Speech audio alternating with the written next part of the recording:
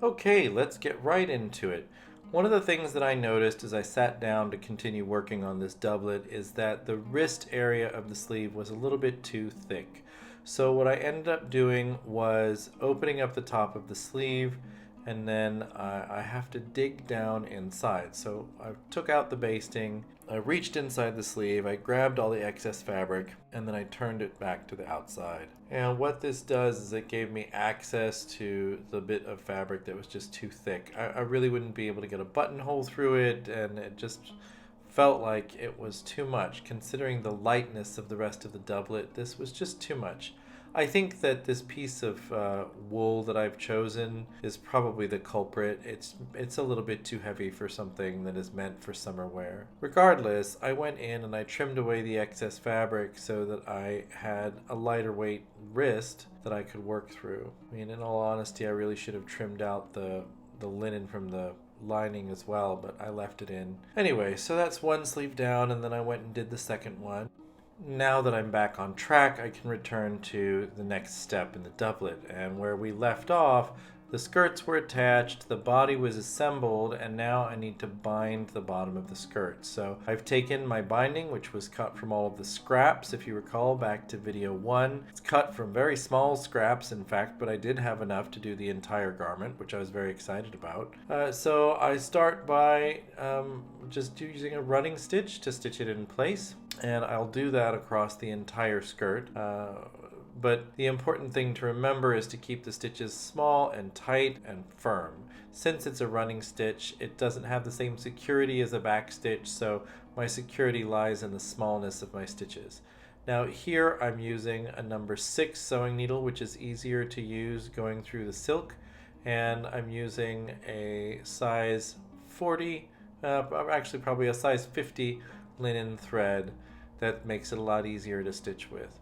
So it goes through really nicely, it's going to be nice and strong. As is normally the case with a binding, it is double rolled to the back with the raw edge folded under, and then the hemming begins. Now I'm starting here at the edge of the skirt, I think I'm at center back here, and then I'm hemming down onto the linen lining. Now these fabrics are really thin, it's very easy for the stitches to go all the way through to the outside, so I'm having to be very careful and stitch very methodically and with a lot of attention to my stitch depth. That way I keep the stitches the way they need to be so they're not seen on the outside. As I approach the end here where I'm at center front, I want to tuck all of the raw edges in all nice and neat, and then I'm going to close the open end of the binding at center front. So that means taking some very careful stitches right here through the forward edge. Once those are done, then the binding is in place, and I just need to repeat this for the opposite skirt.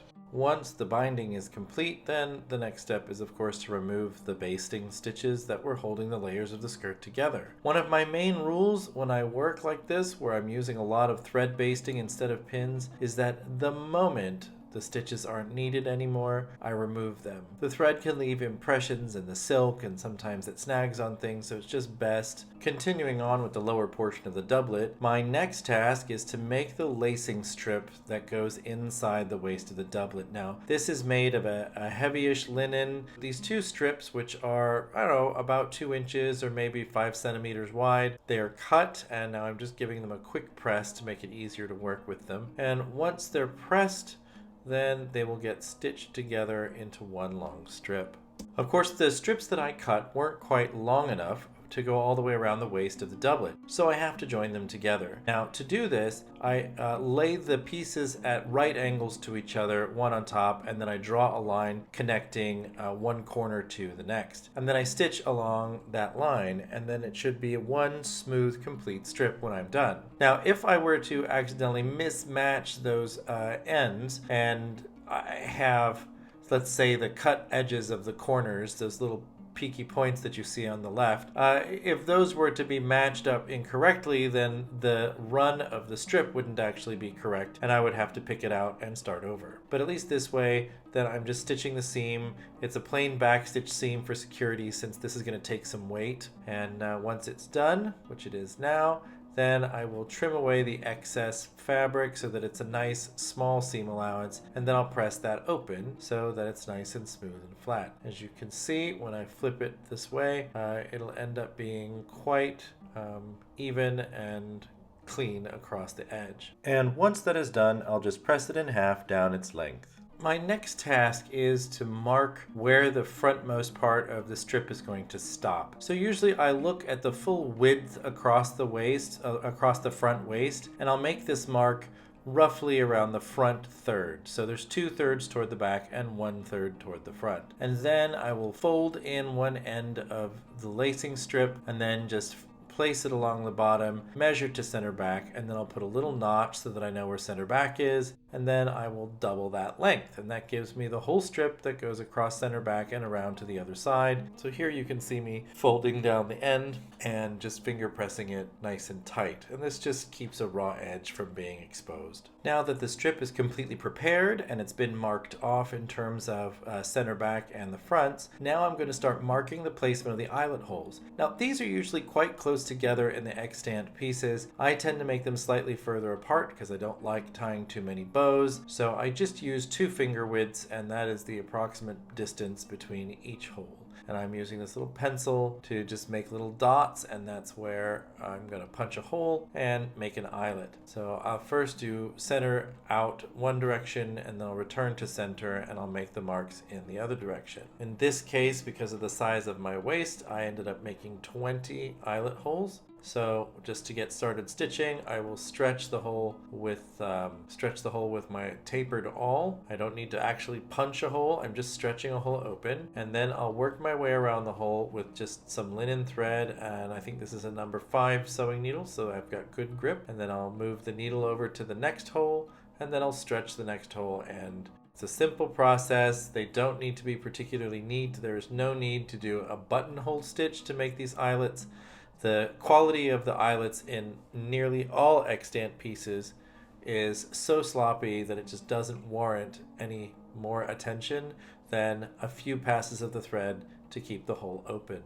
As always, the first step when preparing to stitch something in place, especially when you're using a nice strong back stitch, is to baste the piece in. This lacing strip is no different. We are basting it in place all the way around, and then we're going to go back and stitch it firmly with a back stitch, and as tight and firm a back stitch as possible. You can see that I'm beginning the work at the left hand edge of the piece, and I will do what's basically called a stem stitch or a back stitch from the back side, and then after I've gotten a couple of inches in, then I'll plunge the needle through to the opposite side and then work a standard back stitch the rest of the way across to anchor the work, and it makes it much easier for me to control the material, to get my body in the right position, and to really focus on the speed and accuracy of the stitches. Now, if I'm constantly fussing with the fabric, that's really hard to do. It's very interesting to note in the German examples that I like to reference for these summer weight doublets,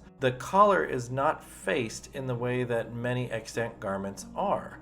Normally, you see a garment, even if it's got a cut-in one collar, you'll see that the collar has been faced with a piece of silk or a contrasting piece of fabric, but it's one solid piece of fabric in many cases. However, in these surviving garments from Germany that are so interesting for their summer qualities, the collar is stitched and constructed exactly the same as the exterior of the body, and then they're just put together and bound around the edge. It's a really simple construction, it's very fast, and what we do know about the way these garments were made is that they were all the work of a single tailor working alone, which is very unique, and that explains a lot of the time-saving practices and also the consistency across much of the surviving wardrobe. If you want to visit this collection, you need to visit the website for the Museum of Hanover. Here's a link in the description. Please go enjoy. There's a couple of patterns that are out from What It Says Clothing, and I think you'll really have a good time looking at it. Now, I went ahead and stitched these seams as back stitch to get the collar onto the body lining, and I think it's just because I know how much it rubs on the inside and I really wanted it to be nice and strong. Also, if the interior should show, I really wanted the stitching to look like it had some strength to it rather than looking a little bit loose and open the way a running stitch sometimes does. So the seam is now complete and I'm going to press it, but you'll notice, especially when I'm doing things on a finer linen, when I'm doing this kind of work on a finer linen, here's the size of the stitches in the seam. I'll begin by just checking the seam, making sure it's strong, and then before I even press it open, I use the iron to crush the seam down, and this kind of crimps the thread into position where it belongs. So with the first pressing done, now I'm just finger pressing as I go and giving it a good solid squash with this iron. I'm using a lot of steam and a lot of heat to make sure that the linen is properly crushed. And then you'll see me set the iron aside. I grab this linen spool that I have. It's kind of a coarse, rough linen, and I use it to smash the seam allowance down. With the collars assembled, now I move on to stitching the center back seam of the lining, and this is pretty basic. You just run the basting thread right up and then it's a back stitch all the way down. So now that it's basted, then I'll go and stitch it with a back stitch much the same way that I did the collar. With the center back seam sewn, the next step is just to remove the basting, which you see me doing here, and then we lay the thing flat and press it open. It's all pretty normal sewing, nothing dramatic about it at all. Once the seam is pressed open, then we actually will set the back lining aside because we're going to focus on lining the fronts first. The next step is going to be placing the front linings into the front bodies. Now, this just gets laid into the front and shifted around until the edges line up, and then you run some diagonal basting across the waist and then vertically to just hold it in position while you do the remainder of the work. And normally I like to do this when the garment is laid out flat, but because of the way the originals seem to be made, I chose to do it in a slightly different garment order. And also I like to give you all a little bit of variety because I don't want anyone getting stuck in the idea that there's only one way to make everything work. There's always variety, there's always other choices that can be made. All have equally excellent results. Some make things faster, some make things easier, some are a little more complicated. This, for example, is a little harder to do when the garment is already assembled. You could lay the lining in while it's flat and you would have a much easier time. Regardless, this is a moment where you just relax into the basting and line everything up. Now your lining is cut to a slightly different shape than the exterior, so you do have to fiddle with it a little bit, but not too much. Once you get everything basted vertically and across the waist, then it's good to just run a little line of basting along the shoulder to hold it in place. Now I usually do this a few finger widths below the seam because there is manipulation that has to happen there. And then as the final step, then I'll go around the armhole. I know this seems like a lot of work, but it really does help get everything aligned perfectly. Specifically on the left front, you want to, once it's basted in place, you're going to now baste the edges.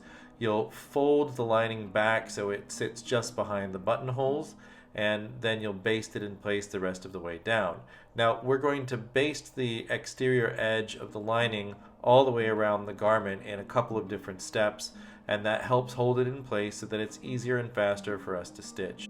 Once that front is done, then we'll turn our attention to basting along the waist, and of course the exact same steps can be used on the opposite side of the doublet. The only difference is that you don't have to clip into the neckline seam to allow it to fold back comfortably, since the lining comes right to the edge where the binding is on the right front.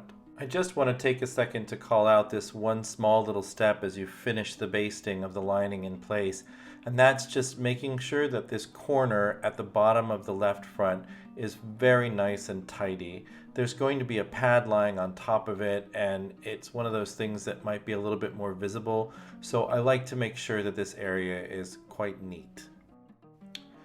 The basting of the lining is now complete, and we're going to begin stitching our felling stitches along the edge to put it in place. Now we begin at the top, we work our way down. You can see in the left hand frame right here, you can see that there's a pin anchoring my work so that it's faster and easier for me to stitch.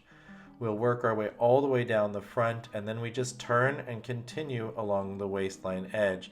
Now here I'm fiddling a little bit to make sure that I get a nice clean corner. Once again, I'm using this needle to just kind of stuff the edges in so that it's not too bulky. And then once I'm all the way across the bottom, I can remove my anchor, and then I'll turn the piece and baste up into the side.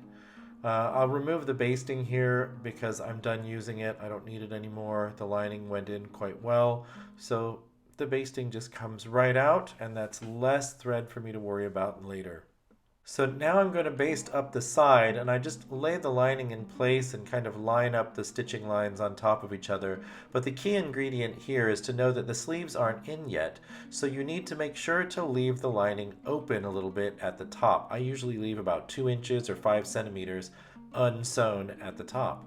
And one of the things you'll notice here is that I sort of went on autopilot, and I went a little bit too far, and then I had to go back and pick a little bit of it out. So here I'm realizing, oh, I didn't leave it open enough at the top, so I have to pick right here and remove those stitches.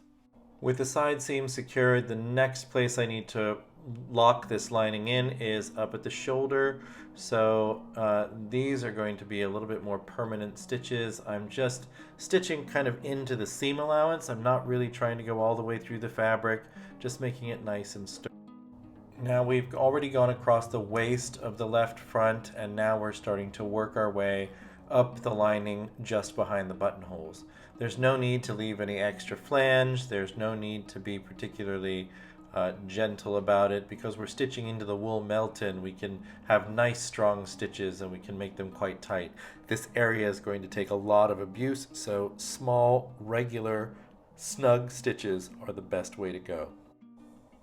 Again, it's important to make sure that we clean as we go, so I'm removing the basting that I no longer need. Of course, the main basting holding the lining in place has to stay there until the entire lining is closed, but right now I don't need the basting along the bottom or the center front, so it has to come out. Here's just a little glance at how it looks. Now we're going to put the back lining in, and it's a slightly different process. We want to make sure that the lining always moves as one with the exterior, so we have a pressed open seam allowance on the body and a pressed open seam allowance on the lining. So we lay the faces of those open seam allowances together, and then we baste the seam allowances to one another, lining to exterior. Now we're not making any of these stitches go through to the outside, and we're avoiding going on top of our stitching. We just want everything to be close and to be snug. And then as soon as that's in place, then we're going to take the whole doublet, we're going to lay it as flat as possible and spread open the lining on the inside. Now I've left this free at the top and at the bottom. So the bottom 5 centimeters or 2 inches and the top 2 inches are left free. So then I fold the seam allowances under and baste this lining in place, the same as all of the others, and then I'll proceed to just stitch it right in. Basting takes a minute, but really it's worth it because of how fast it makes the next step. It seems a little counterintuitive and it seems like a bit of a drag, but those of you who have adopted basting as part of your process instead of using pins can vouch for the fact that you just don't have thread catching on things all the time, and the whole thing just is easier to handle and move around on your lap so that you can work more comfortably. So the lining has been basted along the bottom, and now we're working our way up the side seam. Once again, we want to make sure that we leave a little bit loose at the armhole because the sleeves still are not attached. If we were to close this all the way, then we'd have to pick it out later so that we could sew the sleeve in place. Now, before I close the shoulder area though, I need to clip this curve. This is the shoulder going into the neckline, so it's a very sharp curve from a fabric perspective, and that helps keep, by clipping it, it helps keep everything flat so that the lining isn't pulling at the exterior in any way. We'll lay that in place, and then we will baste it down, and then later we're actually going to use a felling stitch and stitch the whole thing in place.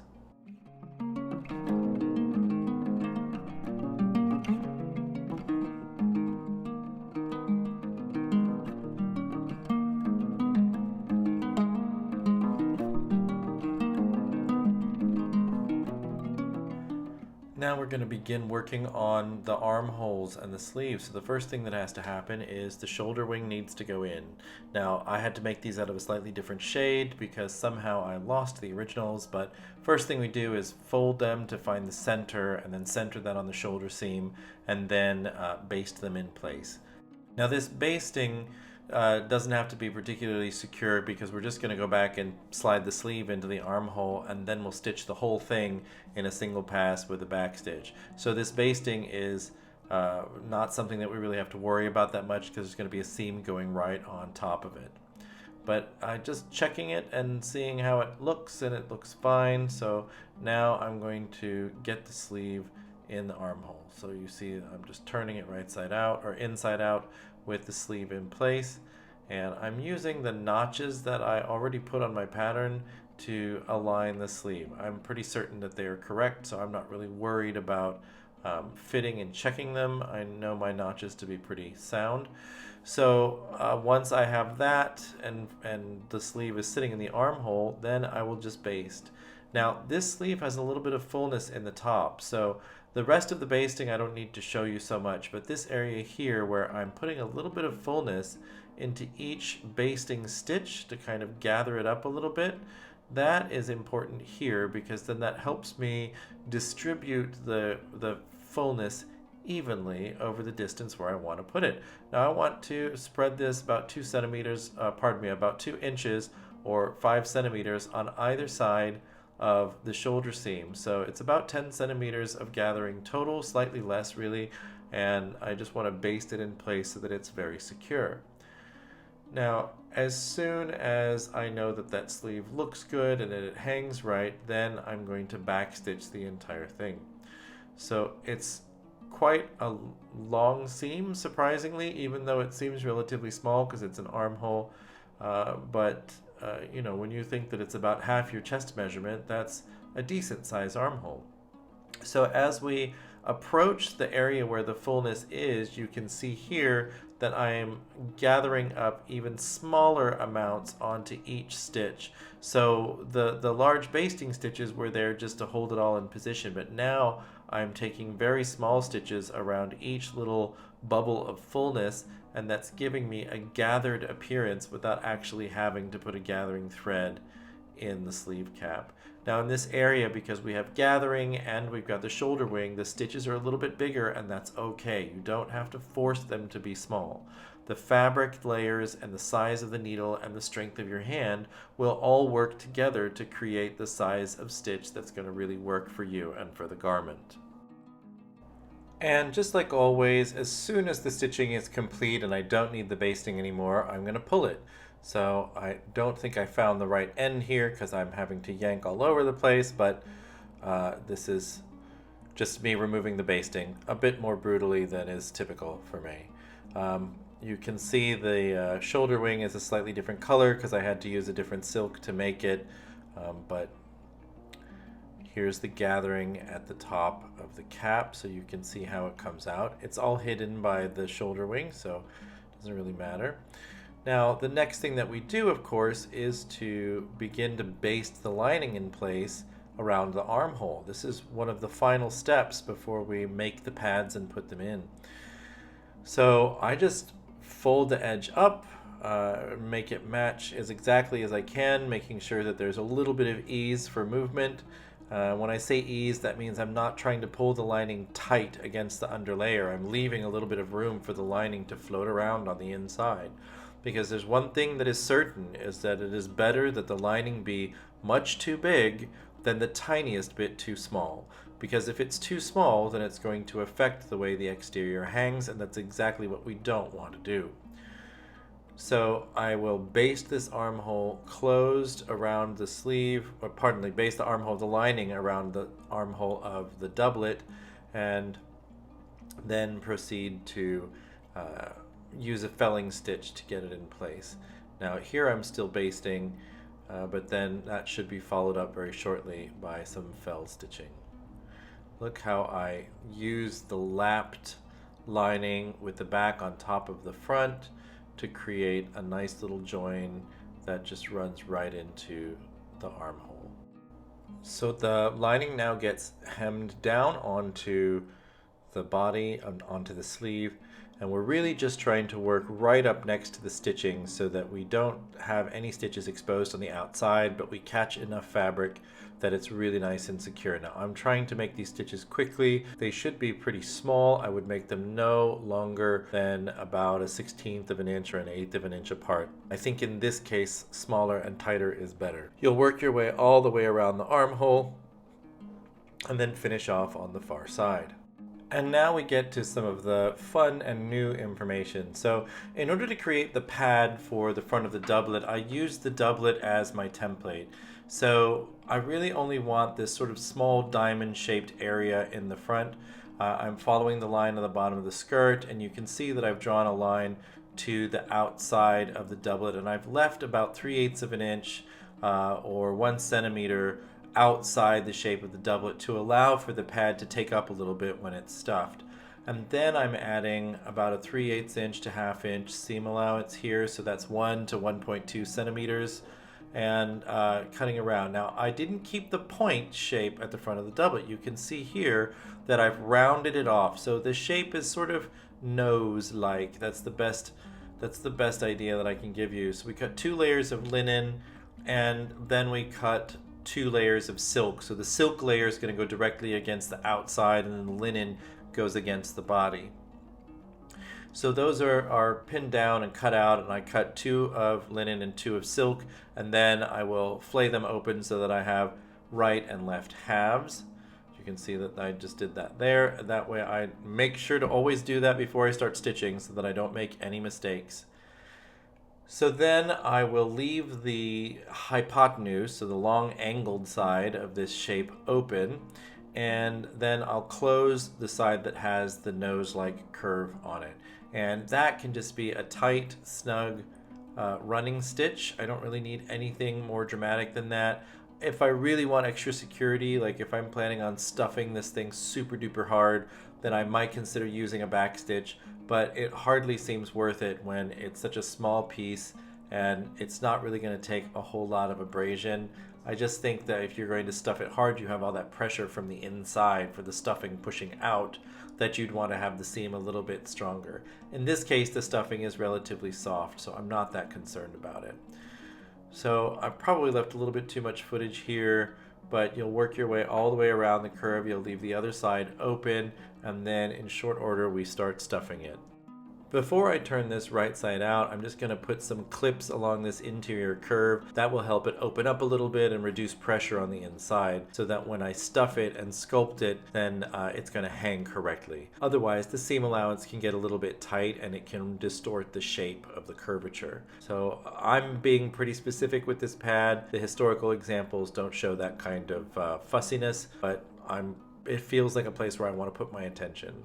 So then I just have this ball of roving. This is some spinning roving that I happen to have available. It's part of a pile of Blueface Leicester that I had. But I'm just stuffing it in from the coil until the pad feels well stuffed. Like it should be almost overflowing, because I'm going to pack it all in there and then I'm going to quilt it down, and it's going to be pretty substantial. So this is how much I put in.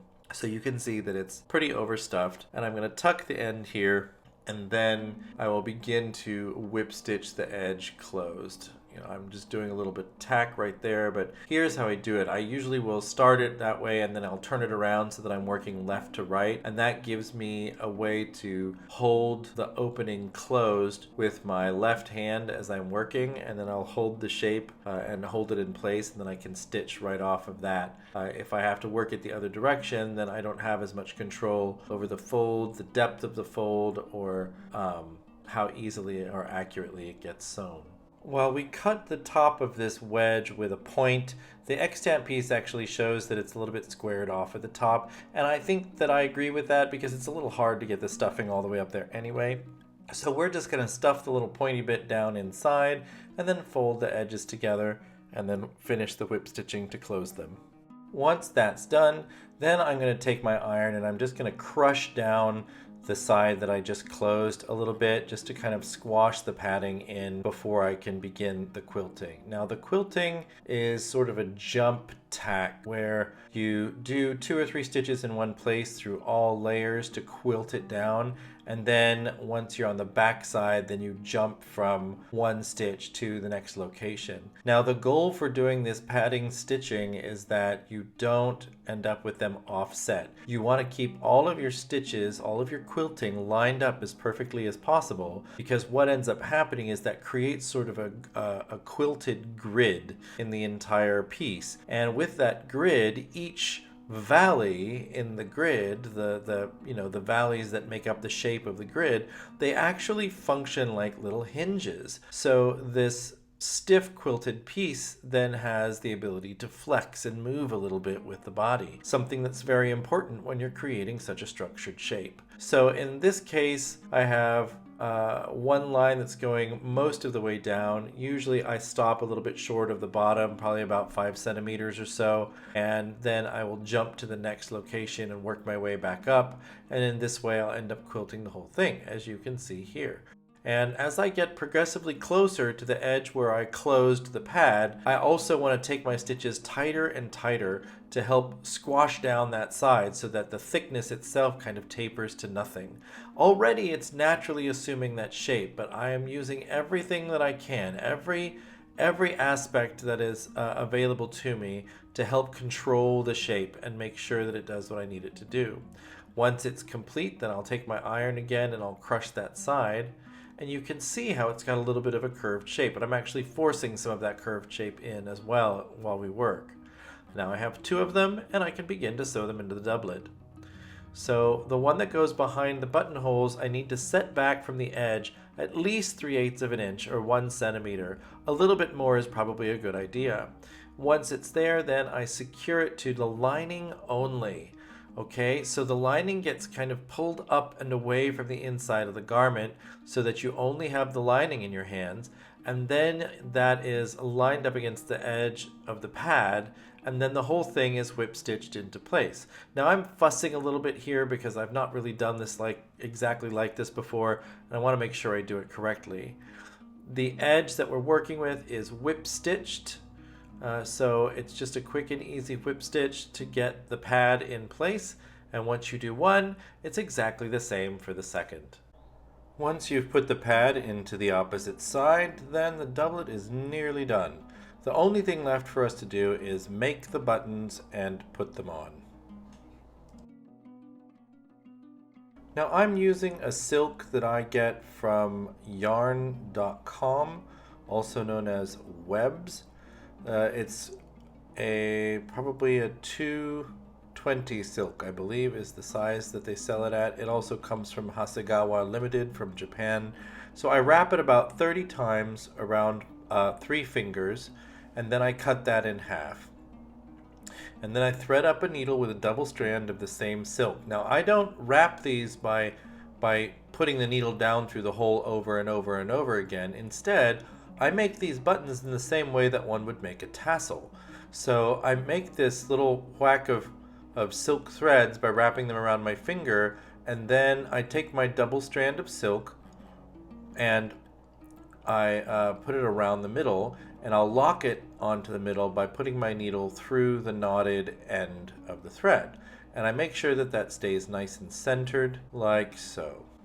In tassel making, the process would be to secure it here this way, and then the folded end gets pushed down inside the tassel base. In this case, the tassel base is the wooden bead that I'm using for the button.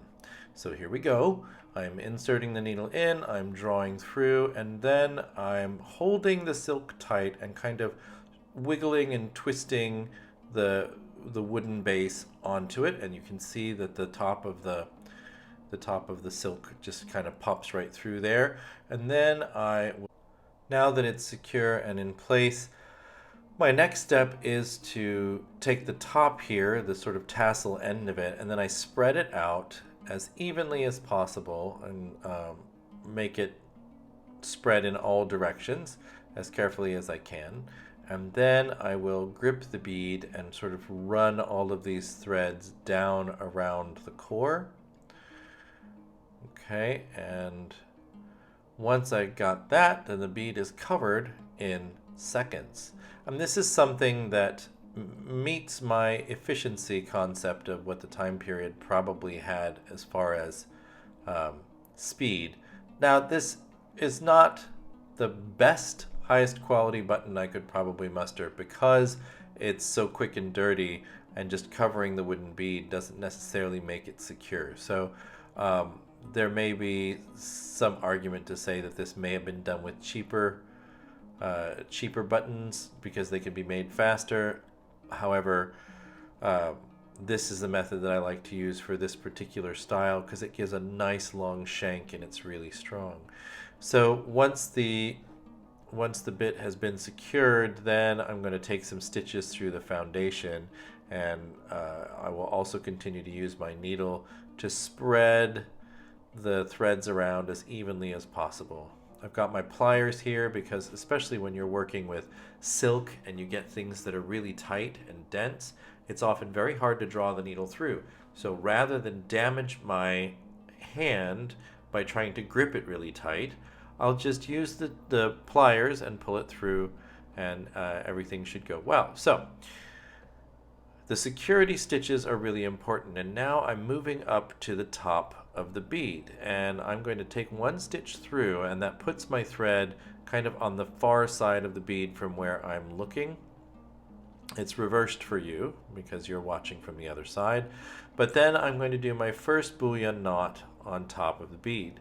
So from here I will take a second stitch across the top and come out right next to the thread where it exits, and then I'll wrap it around the needle 8 times. 2, 3, 4, 5, 6, 7, 8.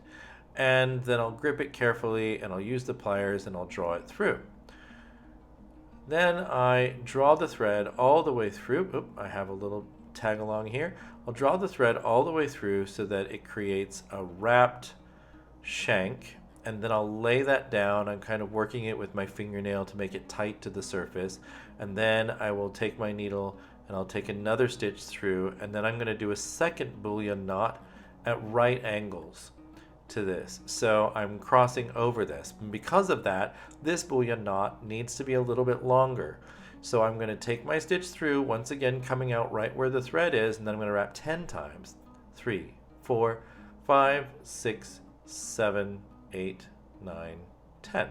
And then again, I'll grab my pliers and I will pull. And once that's done, I'm going to give it a nice snug finish. And then I'm going to lay it down over the other bullion knot, and that creates this sort of X-shaped bit of French, they call them French knots, but bullion knots at the top. And it has a nice body, and it resembles very closely what the tailor is wearing in his portrait. So once that second bullion knot is done, I'll take another stitch through the top just to secure it. And there we go. And then I'll run this thread back down to the bottom and secure it, and then clip it off. So there's several times that the needle passes through the shank at the bottom. So I know that that little nub that we saw at the very beginning when I pulled the tassel end through, the little nub that was there is now getting stitched through several times in addition to the shank being wrapped around it. So there's a lot to be said for the fact that the process itself generates some security there. I do still have to use a thimble because it can be really hard to push through, and it's important to protect my fingers. So then I'll just cut my working thread off there, and suddenly I have a little button ready to go on. The only disadvantage is that these buttons are a little bit of a pain to actually sew on, but let's do our best. So first we begin by lining up the center fronts and then making marks to notate where the buttons actually go. And usually I just do this right on the edge on the binding. Since the binding is going to be underneath the button, then I don't really have to worry about the state of the mark because it's just going to be hidden under the button. So the way it works is we start by pulling our needle and thread up from below, and typically speaking, I will trim out a little more than half of the tails, and I'm going to trim this out right up next to the wrapping that I did at the base. So that's going to go right up at the top, and what ends up happening is that this will get sewn on, and we're going to sew it on right underneath the wrapping that we just clipped to. So we'll start with 1, 2, probably 3 or 4 stitches is the best. That's 2. Oh, almost pulled the whole thing out. Goodness. So then once I've done those stitches, then I'm going to wrap a couple of times, and I'm wrapping really tightly so that I make sure that it's nice and secure. And it can be a little complicated to wrap tightly and wrap well. So once I've got a nice secure wrapping, then I'm going to hold everything in tension, and this takes a little bit of work to learn how to do. I'll hold everything in tension, and then I'm going to clip this part of the tail very, very close. Trim it right out. I think I missed a couple. Yeah. Okay. And once those are trimmed out, then I'm going to continue wrapping until I'm almost out of thread. And it should have a nice, decent sized shank on it. And then I'm going to stitch a couple of times through and through. And this will help lock the button in place and keep the shank sort of nice and sturdy up near the top. Now this isn't the most glamorous finish. I usually can trim away a lot of the ends and make sure that it looks okay, but by and large you have to be really careful with your wrapping. You have to do lots of stitches at the base to make sure that it's thick enough, but once you do, that button has a nice extension on it which will cross underneath the binding on the other side, and it will go around the top edge of the padded belly pieces, and that's one of the big, most important things about having a good size shank on your buttons. Now I made these buttonholes kind of tight for this button, but that's okay because over time they'll get looser, and I would rather them be a little bit tight to start off with than too loose after a few wearings. That's it for this doublet. Here's what it looks like when it's worn. Thanks so much for watching, everyone. Please have a wonderful summer and stay cool. See you soon.